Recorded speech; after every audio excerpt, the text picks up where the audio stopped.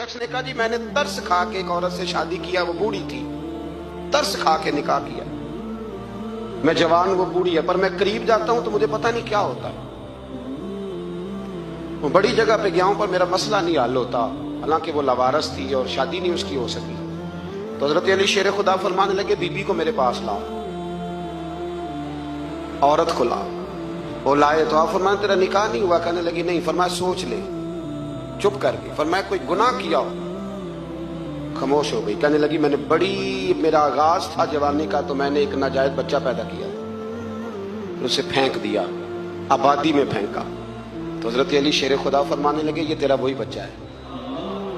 چونکہ جو اس نے کیفیات بتائی ہیں وہ یہ ہے کہ انسان ماں بہن جو اس کی ہوتی ہے نا، کچھ بھی ہو جائے، اللہ تعالیٰ نے فطری جذبے رکھے ہوتے ہیں، تو وہ کوئی حیوان ہو تو بات اللہ کہ اگر انسان ہو تو وہ مطلب انسان ماں کے سینے سے لگ بھی جائے تو اسے شفقت کا رنگ تو نظر آتا ہے، لیکن اس کے اندر وہ جذبات پیدا ہو سکتے نہیں۔ بیٹی سینے سے لگ جائے تو وہ والے جذبات اس میں آتے۔ تو حضرت علی شیر خدا کا علم بڑا باریک، تو آپ فرمانے لگے میاں وہ جو تیرا اس کے اوپر ترس آیا نا، اس کی بھی وجہ یہ ہے کہ تیرا اس سے کوئی ازل سے رشتہ ہے، لہذا تمہارا نکاحی منعقد اتنا گہرا، سیانا اور پیچیدہ، یعنی باتوں کی گہرائی تک۔ آج ہمارے بہت سارے میری طرح کے لوگ تقریر کرتے ہیں تو وہ عوامی نفسیات کے مطابق بات نہیں کر پاتے،